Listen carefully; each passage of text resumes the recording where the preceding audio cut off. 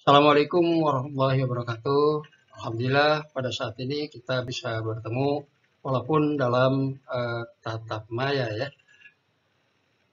Dalam hal ini saya memperkenalkan diri, saya Dr. Syakir, MH, program studi D4 Hukum Keimigrasian. Namun saya dipercaya untuk mengajar dalam mata kuliah Hukum Kewarganegaraan. Dalam hal ini, saya sebagai dosen pengampu hukum kewarganegaraan di dalam program studi hukum keimigrasian Politeknik Imigrasi di bawah BPSDM, Kementerian Hukum dan HAM. Di dalam mata kuliah hukum kewarganegaraan, ada beberapa outline yang kita buat, yaitu tentang deskripsi mata kuliah, kemudian delivery yang terdiri dari CPMK dan sub CPNK, dan ada juga yang di dalamnya adalah materi pembelajaran. Juga interaction. Di dalam interaction atau ada metode pembelajaran, yaitu antara dosen dengan taruna. Dan tak lupa juga ada assessment, yaitu sistem penilaian terhadap mahasiswa atau taruna, di mana di dalam penilaian ini ada beberapa kriteria penilaian. Yang terakhir adalah rekaman video proses pengajaran. Dalam mata kuliah hukum kewarganegaraan mempunyai kode mata kuliah yaitu HKA 25. Diberikan pada semester 6 pada taruni Politeknik Imigrasi tingkat 3. Adapun bobot SKS yaitu 2 SKS teori. Adapun deskripsi mata kuliah hukum kewarganegaraan merupakan salah satu mata kuliah wajib bagi peserta didik program diploma 4. Mata kuliah ini bertujuan supaya peserta didik memiliki pemahaman tentang konsep tata cara kewarganegaraan dan penegakan hukum kewarganegaraan, serta sebagai dasar dalam pelayanan dan kebijakan keimigrasian yang dapat diimplementasikan dalam praktek kerja setelah selesai atau lulus dari Politeknik Imigrasi. Di dalam mata kuliah hukum kewarganegaraan yang mempunyai 4 CPMK, yang mana yang pertama adalah memahami hukum kewarganegaraan dalam hukum tata negara, di mana hukum kewarganegaraan dalam hukum tata negara mempunyai 4 aspek. Yang pertama adalah menjelaskan pengertian umum tentang negara. Yang kedua, menjelaskan fungsi dan ruang lingkup kewarganegaraan. Yang ketiga, menjelaskan kewarganegaraan pada masa kolonial dan masa kemerdekaan. Adapun yang keempat, yaitu menjelaskan kewarganegaraan pada masa tahun 1948 sampai 2006 dan sampai sekarang. CPMK yang kedua yaitu memahami asas hukum kewarganegaraan, di mana asas hukum ini mempunyai 4 aspek. Yang pertama, menjelaskan tentang asas ius soli, asas ius sanguinis, asas tunggal, dan asas ganda terbatas. Adapun yang kedua, menjelaskan 10 asas hukum kewarganegaraan. Yang ketiga, menjelaskan tentang apartheid, bipartit, dan multipartit. Yang keempat, yaitu menjelaskan tentang status dan kepastian hukum dalam kewarganegaraan. Adapun CPMK yang ketiga, yaitu taruna harus memahami syarat-syarat dan prosedur memperoleh kewarganegaraan, di mana ada 4 poin, yaitu poin pertama, menjelaskan pengertian pewarganegaraan dan memperoleh naturalisasi. Kedua, menjelaskan tata cara permohonan dan pernyataan pewarganegaraan. Adapun poin 3. Menjelaskan penyampaian pernyataan dan pengajuan permohonan kewarganegaraan. Yang poin yang keempat, yang terakhir itu menjelaskan tata cara pengisian formulir dan memilih kewarganegaraan. Adapun CPNK yang terakhir, yaitu yang keempat, taruna harus memahami fungsi kewarganegaraan sebagai dasar pelayanan dan kebijakan keimigrasian. Di dalam hal ini ada 4 poin, yaitu menjelaskan kebijakan kewarganegaraan dan proses pernyataan skim. Yang kedua, menjelaskan persyaratan skim dalam peraturan mengenai skim. Yang ketiga, menjelaskan kerjasama instansi terkait baik dalam negeri maupun luar negeri tentang kewarganegaraan. Adapun yang terakhir, yang keempat, menjelaskan motif warganegara Indonesia ke luar negeri dan harus paham tentang diaspora. Di dalam materi atau mata kuliah hukum kewarganegaraan ada beberapa materi yang dipelajari. Pertama, dalam materi ini adalah 1. Pengertian umum tentang kewarganegaraan. Kedua, fungsi negara dan ruang lingkup kewarganegaraan. Ketiga, kewarganegaraan di masa kolonial dan di masa kemerdekaan, dan juga di masa tahun 1958 sampai sekarang. Yang keempat, yaitu mempelajari tentang asas-asas kewarganegaraan yang berlaku di Indonesia. Adapun yang kelima, materinya adalah asas-asas khusus kewarganegaraan Indonesia. Yang keenam, hukum kewarganegaraan tentang apartheid, bipartit, multipartit, dan kepastian hukum bagi warga negara atau kewarganegaraan. Yang ketujuh, pengertian kewarganegaraan dan tata cara memperoleh naturalisasi. Yang kedelapan, tata cara membuat pernyataan dan tata cara permohonan status kewarganegaraan bagi orang asing. Adapun yang kesembilan, tata cara membuat pengajuan dan proses pemilihan status kewarganegaraan.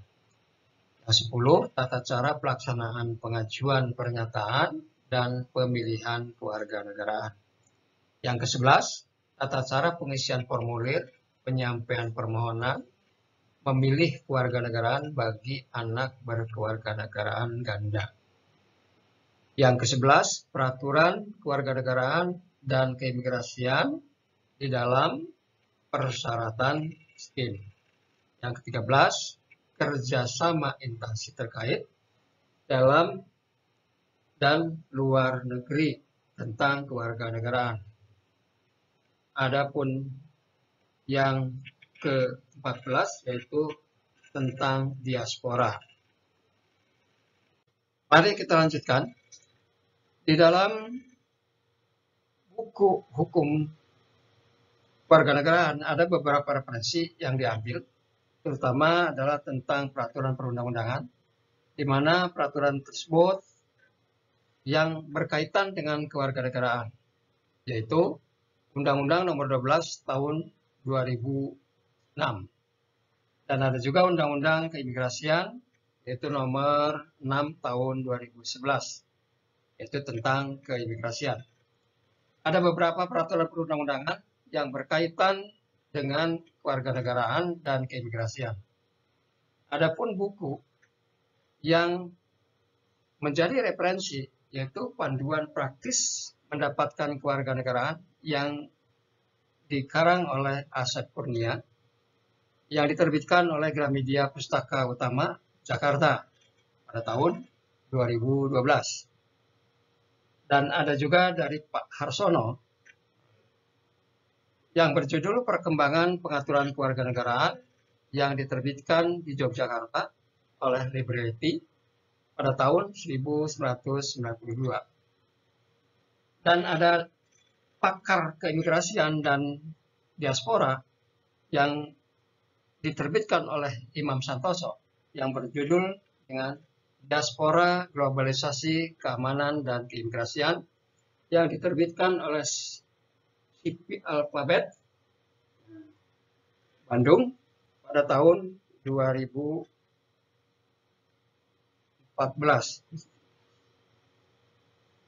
Adapun ada yang terakhir yaitu yang dikarang oleh Yahya Arwiyah dan kawan-kawan. Judul bukunya yaitu Regulasi Kewarganegaraan Indonesia yang diterbitkan oleh Alphabet Bandung. Demikian dari referensi. Adapun dalam memberikan mata kuliah hukum kewarganegaraan, ada beberapa metode atau hanya satu metode tetapi tatap muka. Yaitu tatap mukanya ini adalah tatap maya atau daring. Jadi kuliah tatap muka melalui Zoom meeting. Dan ada didukung dengan media penunjang lainnya. Aplikasi dari Politeknik Imigrasi dan aplikasi lainnya. Di dalam mata kuliah ini ada yang disebut dengan asesmen ya, atau sistem penilaian. Adapun asesmen tersebut komponennya terdiri dari tugas, UTS, dan UAS. Di dalam ini tugas dibagi menjadi 3. Nanti akan kita jelaskan, yaitu tugas ini ada 3 dengan bobot 30%. Dan UTS 30%, UAS 40%. Di dalam sistem penilaian, tadi telah dijelaskan bahwa ada tugas, UTS, dan UAS. Di sini komponennya, metode, dan bobotnya. Tertera bahwa tugas pertama atau pembuatan makalah kelompok dengan bobot 10%. Dan materinya adalah CPMK 1, CPMK 2, dan CPMK 3. Adapun tugas yang kedua, yaitu pembuatan makalah kelas, bobotnya 10%. Itu terdiri dari CPMK 4. Di dalam tugas yang ketiga, yaitu meresuma buku hukum kewarganegaraan dengan bobot 10%. Dan materinya adalah CPMK 1, CPMK 2, dan CPMK 3, lalu CPMK 4. Adapun UTS yaitu metode esai dengan bobot 30%. Adapun materinya CPMK 1 dan CPMK 2. Untuk UAS sistemnya atau metodenya esai. Bobotnya 40% yang mencakup dari CPMK 1 sampai dengan CPMK 4. Berikut akan kami tayangkan video perkuliahan materi atau mata kuliah hukum kewarganegaraan. Dalam perkuliahan hari ini, mata kuliah hukum kewarganegaraan yang materinya tentang asas kewarganegaraan, di mana asas kewarganegaraan di Indonesia ada 4. Coba siapa yang tahu asas-asas kewarganegaraan yang berlaku di Indonesia? Silakan, siapa? Siapa Pak? Mohon izin menjawab Pak. Usman, oh ya silakan. Siap, mohon izin. Sebutkan nama ya. Siap. Izin perkenalkan diri, Taruna Utama Politeknik Imigrasi, nama Usman Mutakin. Izin menjawab. Untuk asas yang berlaku di Indonesia yaitu ada 4. Yang pertama ada ius soli, ius sanguinis, asas tunggal, serta asas ganda terbatas. Bapak mohon izin koreksinya Pak. Oke, memang betul sekali bahwa asas di Indonesia itu ada 4, yaitu asas ius soli, asas ius sanguinis, asas tunggal, dan asas ganda terbatas. Di mana Indonesia itu hanya menganut satu atau tunggal ya, tidak bisa ganda. Namun di dalam ganda terbatas itu ada khusus untuk bagi mereka yang ABG ya. ABG. Jadi di dalam asas ius sanguinis ataupun asas ius soli itu adalah sesuai dengan aturan yang ada di dalam undang-undang kita, yaitu nomor 12 tahun 2006 ya. Di mana asas ius soli itu berasal dari bahasa Latin ya, yaitu ius artinya hukum, nah, itu dalil atau pedoman, solum artinya negeri. Kemudian ius sanguinis juga sama, jadi ius yang artinya hukum dan sanguinis yang berarti darah atau keturunan. Jadi di mana sanguinis itu adalah keturunan. Nah, soli adalah wilayah ya. Nah, wilayah. Jadi di mana dia itu dilahirkan. Kemudian yang asas tunggal itu adalah asas yang menentukan suatu kewarganegaraan bagi siapa. Nah, setiap warga negara hanya memiliki satu kewarganegaraan.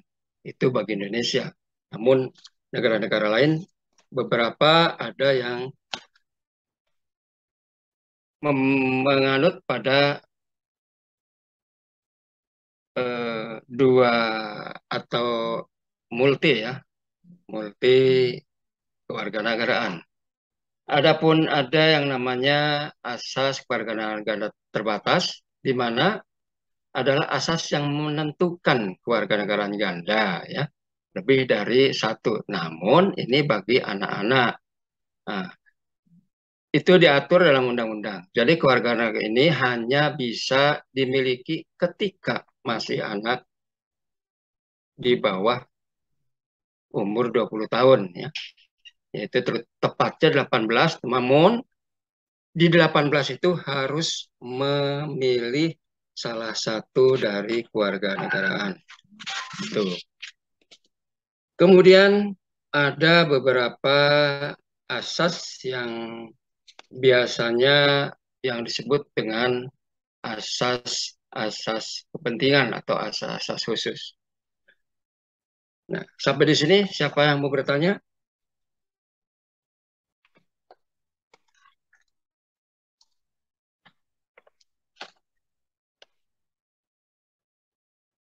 Salsa, silakan.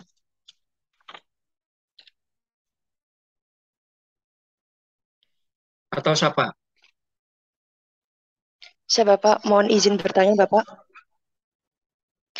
Ya, Mohon izin silakan. memperkenalkan diri, Tarmi Utama, Politeknik Imigrasi, nama Safa Salsabila, NRT 2018-1985-201 dari Prodi Hukum Keimigrasian B.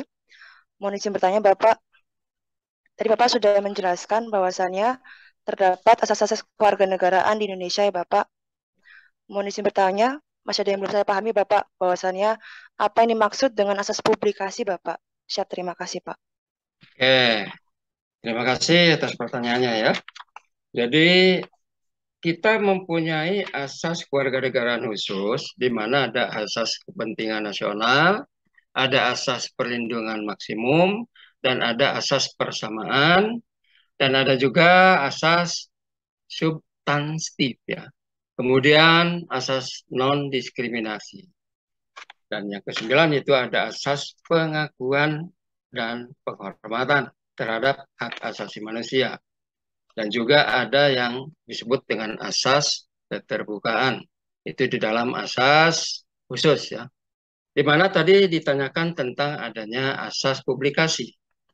Jadi asas publikasi itu adalah asas yang menjelaskan terhadap apa yang telah diberikan kepada baik itu warga negara Indonesia maupun warga Indonesia yang mendaftarkan diri sebagai warga negara ataupun dia kehilangan warga negara, itu harus dipublikasikan atau diumumkan Nah, di dalam publikasi itu dijelaskan atau diumumkan dalam berita negara.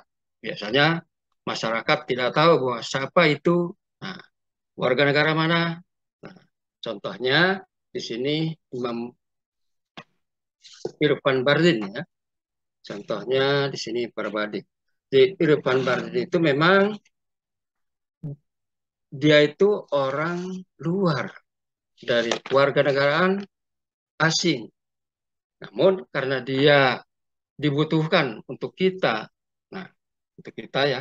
Jadi karena dia itu kepentingan, demi kepentingan nasional, dia membela tentang persepak bolaan.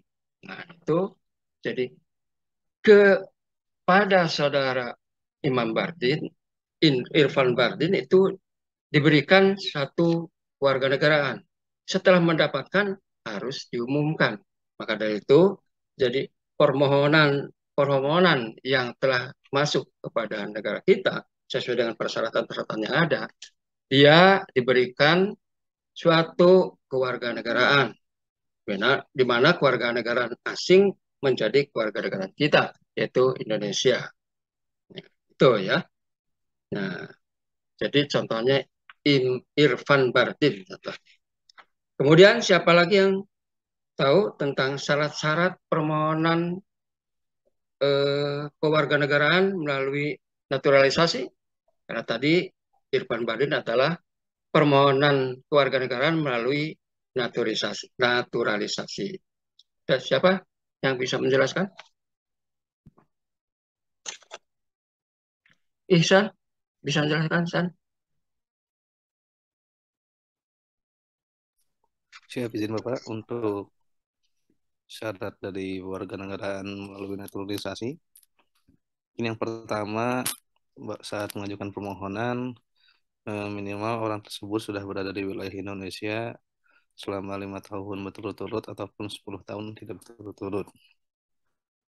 Selain itu juga usia dari orang tersebut sudah berusia 18 tahun ataupun sudah menikah. Lalu dapat dipastikan bahwa orang tersebut dapat berbahasa Indonesia yang baik dan benar dan mengakui bahwa dasar dari kehidupannya yaitu dasar Pancasila dan Undang-Undang Dasar Negara Republik Indonesia tahun 1945 serta memiliki raga yang sehat secara jasmani dan rohani dan tidak pernah dijatuhi hukuman pidana karena melakukan tindak pidana yang diancam dengan pidana penjara 1 tahun ataupun lebih. Lalu setelah jika memperoleh kewarganegaraan Indonesia tidak memiliki kewarganegaraan yang lain serta mempunyai pekerjaan atau penghasilan yang tetap dan membayar uang kewarganegaraan ke kas negara, Bapak. Oke, terima kasih. Jadi jelas ya. Jadi bagi mereka yang mengajukan kewarganegaraan melalui naturalisasi, tadi sudah dijelaskan oleh Ihsan ya. Jadi jelas bahwa kenapa? Karena di Indonesia adalah menganut pada kewarganegaraan tunggal ya. Jadi harus memperoleh kewarganegaraan Indonesia tidak menjadi kewarganegaraan ganda, jadi tidak boleh ganda. Jadi itu persyaratan dan mempunyai pekerjaan. Nah, Irfan Bardin itu mempunyai pekerjaan, yaitu apa? Jadi pemain bola. Itu. Jadi itulah persyaratan-persyaratan permohonan untuk naturalisasi. Jadi itu di situ ya. Berikutnya, siapa yang mau bertanya atau menambahkan? Kali ada? Tidak ada? Oke, kalau tidak ada, kita tutup saja ya.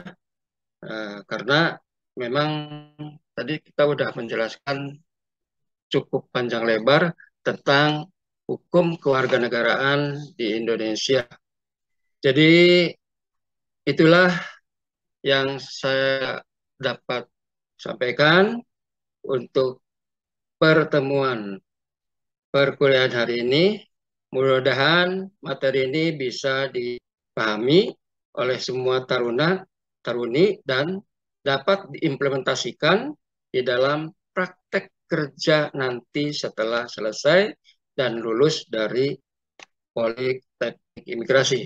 Karena hukum kewarganegaraan itu adalah suatu hal yang harus tahu dan harus diketahui oleh semua pegawai keimigrasian. Kenapa? Karena untuk menentukan siapa dia, warga negara Indonesia atau bukan, atau warga negara asing, itu nanti semuanya ditentukan oleh apa yang telah dipersyaratkan untuk menjadi warga negara. Nah, saya kira itu ya yang dapat saya sampaikan. Jadi jelas bahwa kita atau pegawai imigrasi harus tahu tentang hukum kewarganegaraan karena semua warga negara, siapapun yang masuk ke Indonesia harus melalui gerbang atau pintu gerbang negara.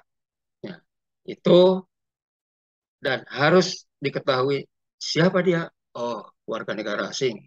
Harus dibapain, ngerti. Berarti dia kalau memang ingin menjadi warga negara Indonesia, tadi persyaratannya sudah jelas ya, sesuai dengan aturan undang-undang yang ada, baik itu mau kewarganegaraan maupun mau melalui naturalisasi.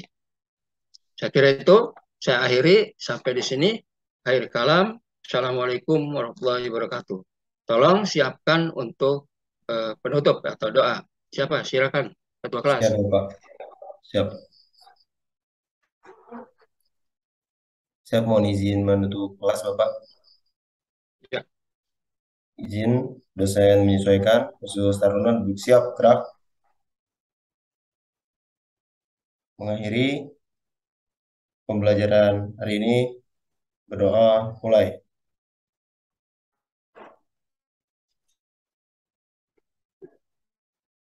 Selesai. Istirahat. Itu, Pak. Gerak. Izin, Bapak. Terima kasih banyak atas ilmunya, Pak. Oke, sama-sama jaga kesehatan ya. Karena sekarang dalam keadaan COVID. Oke, makasih.